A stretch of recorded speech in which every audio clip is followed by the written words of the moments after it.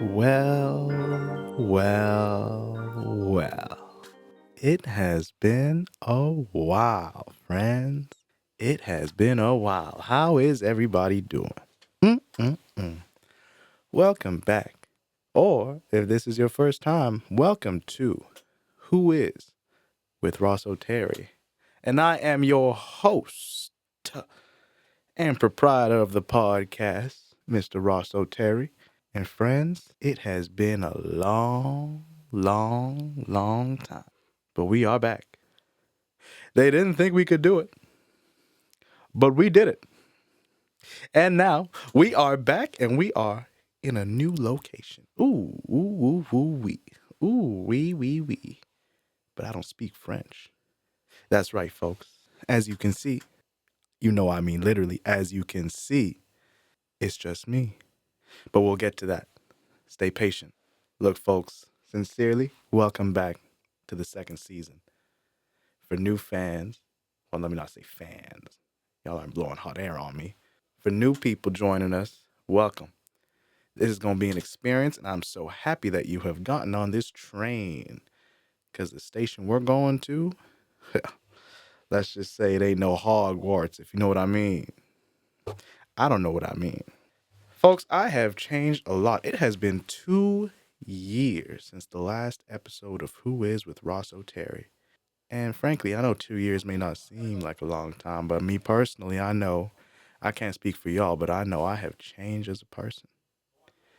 Not crazy amount, like I'm not like, let's not get crazy now. But I know I am not the same guy 100% of the way that I was when y'all heard me the first time. Life.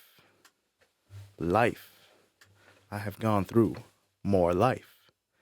No Drake, we Kendrick over here.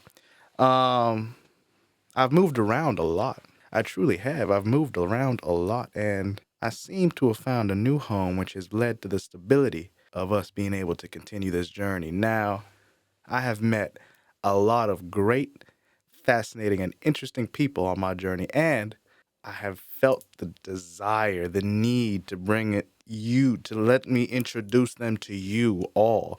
And hopefully, some of these people you will meet across the coming season. Now, allow me to reintroduce myself. No Jay-Z. I don't know what he was doing at the Diddy party, so no Jay-Z. Allow me to reintroduce myself. My name is Ross, all right? And as y'all can already tell, I'm the host of this here podcast. And if you don't know what this here podcast is, let me tell it to you right now. This is Who Is with Ross Oteri, where we ask the question, who is with me today? Every week on a Wednesday, you will be introduced to different people coming from all different walks of life. And it is my job to introduce them to you. Now, some of these people I have known and grown up with. Some of these people have been strangers that I've met along my way. Some of these people I might be meeting for the first time. Either way, we'll be getting to the question of who are they? Now, let me be clear, who they are is not necessarily what they do. So we'll be exploring their professions. Some of them are in school, what they study, but we hope to get deeper and more introspective into who they are as individuals. Now, before I continue, it would be remiss if we could not have a brief moment of silence and an in memoriam.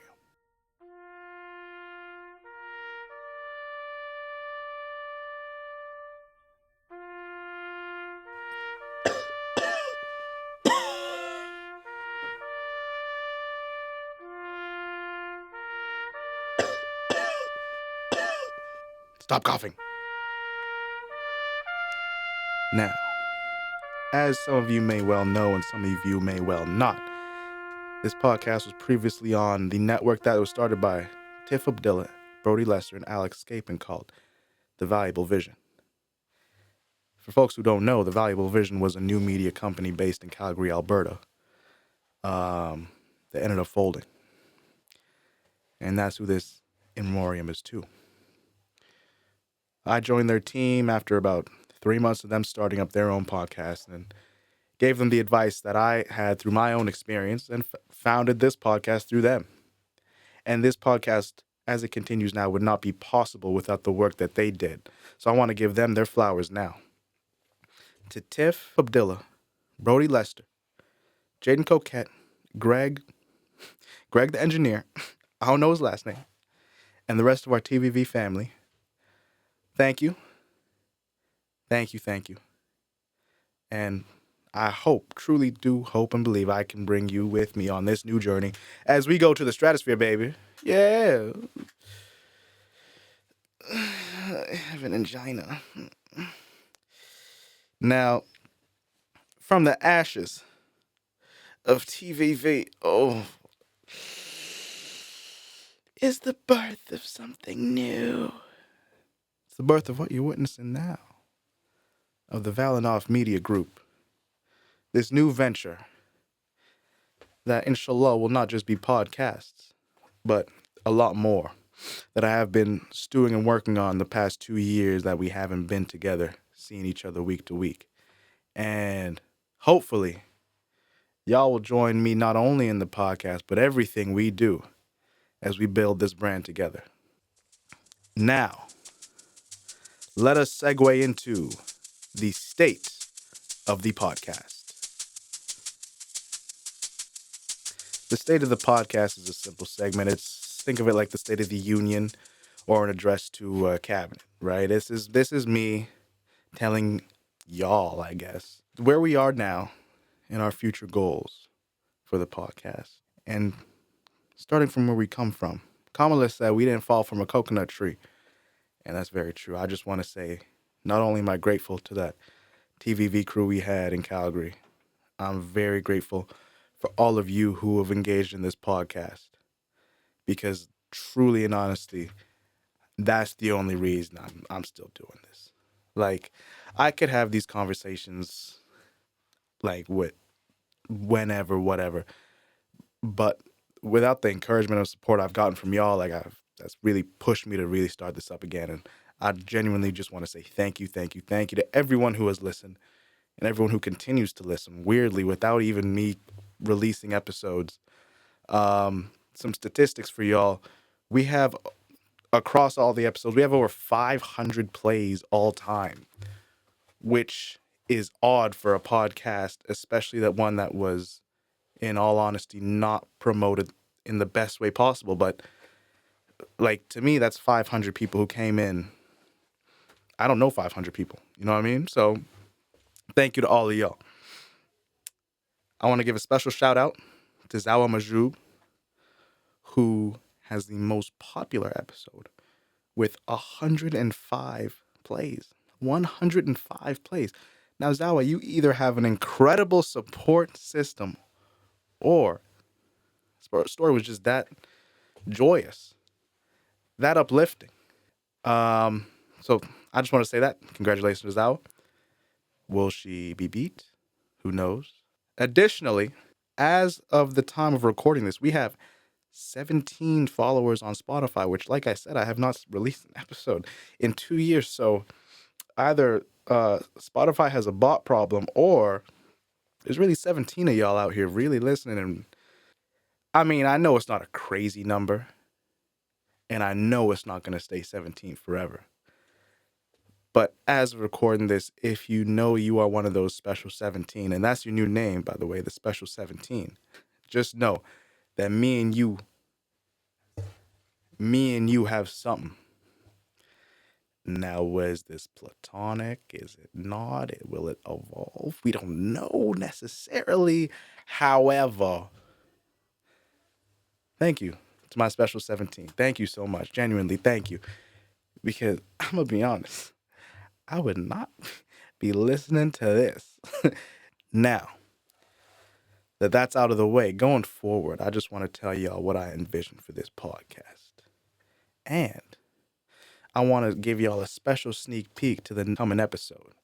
We have a fire guest coming on, and I'm very excited for y'all to learn more about them. In the long run, though, I really truly believe that we could be here for a long time. Whether that looks like how it is now with seasons, or we break out of the season format and just do this every damn week. Rain, shine, snow, sleet, whatever. I truly believe that I'm going to be 65. Y'all going to see me in my, well, let me not say six. I'm going to be 85. Y'all going to see me in a retirement home, and it's going to be me, you, and these two cameras. Okay? Additionally, I envision this podcast as a type of bird almost. A type of bird that isn't static. A type of bird that almost changes its feathers. Maybe the bird isn't the best analogy, perhaps like a lizard or another reptilian of some sort that changes and morphs to its environment, because we are not going to be staying the same, folks. This is the first episode of season 2, but I guarantee you this last episode of season 2 will not be looking like this, okay? We are going to change. We're going to evolve, and I hope you stick around to watch that. But it's going to get weird. Yeah, it's going to get weird. It's going to get unconventional, one might say. But honestly, the goal is just to push the medium as much as possible. I truly believe that we can do great things. I apologize if I sound like Kevin Hart right now, but I truly do believe that we can do great things with this medium and that haven't truly been explored before. And I want all of you along for that journey. No hard feelings if you bow out. It's just too weird. Why is he talking to himself so much? I don't like it. I'm getting stressed out. I understand. Now, I want to give y'all a special sneak peek to next week's episode, where we'll be having Ethan White on the podcast. Ethan is a filmmaker. Well, let me not say too much, but please enjoy this special sneak peek into the first official episode, I should say, of season 2 of Who Is with Ross Oteri. I'm your host and proprietor of the podcast, Ross Oteri. And Ethan, this is the question we always gotta ask. Who are you? Edmonton, Alberta, born and raised. Yeah. First and foremost. Should not be my first thing. I don't know. Yeah, I'm somebody who's trying their best. I'm out here trying to be a filmmaker, trying to be an artist, trying to be all the things that you said that I was. So I guess we're working on it. No glaze, but I think you're succeeding. Let's start there. All right. Edmonton, Alberta. Growing up in Alberta, I also grew up in Alberta as a black man, and you were a genderqueer person as well. How was that experience like for you? It made me who I was. Yeah. It made me who I am. It became really awkward once I realized I was genderqueer. Beforehand, when it was like just trying to uncomfortably fit in, it was a little bit. It was a bit of a mystery why things were so tough. It became a lot easier to identify once it was like, oh, yeah, okay, yeah, I don't wanna wear a suit jacket ever again. I don't feel comfortable wearing overalls or nothing like that. Like I just wanna be a girl. I never had any like boyfriends in Alberta. It was I also grew up Catholic in Alberta, which is like even more That's great, yeah. of a crazy place to be who I am. Yeah. So yeah, it was tough just because there weren't examples. You know what I mean? Like the culture wasn't for that to be out in the open and out in and accepted very highly. I had a couple gay uncles, which really helped me with that once I was like a little older and I could, notice that they were gay and not just normal people. They weren't just roommates. Yeah, exactly. But yeah, it forced me to like spend a lot of time with myself in that way. It's like I don't know if you relate to that at all, or if there's a more of a pronounced community for you growing up in Alberta. There was. I didn't necessarily feel like I fit in so much because, at least for me, my community was more ethnic, where they were mostly Nigerians. But I had never lived in Nigeria, ever. So I felt Canadian. I felt like, and this is true for a lot of children of immigrants, where you feel like you're a part of two worlds, but you don't really belong in either or. where I knew I was Nigerian, but like they would look at me like you're not like really Nigerian. Mm. And then I not growing up in Alberta, like I'm not I'm not the typical image of an Albertan, if you know what Okay, I yeah, mean. fair.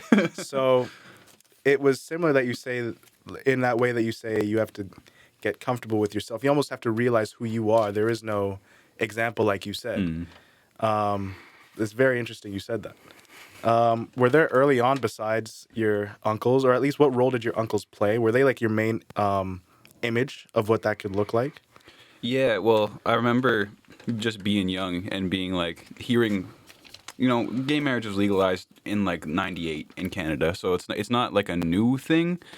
But in Alberta, it was certainly not something that was open even Yeah. when we were growing up. Yeah. So I remember like in elementary school on the car radio hearing like stories about like controversy that in Edmonton there was like gay parents at a playground and people were all like panicking and there was all kinds of commentary about whether or not that's appropriate to even show that to children, showing love to children.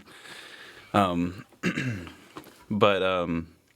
so that was definitely like an impact. And whenever I heard those stories, I always thought of my uncles. It was like those was the only frame of reference that I had, especially within the church and within the French church. So that was a pretty restrictive environment. How was it growing up French Catholic? Because is that like the church, the French Catholic Church? Well, I bounced around a bunch of different churches, but I ended up going to I was in French school all the Okay. way through up until high school. But I was going to French Catholic schools, so it had like a very distinct French, influence in terms of the Catholicism, which essentially made the rules stand a little starker and a little more restrictive. So it just kind of intensified things like that.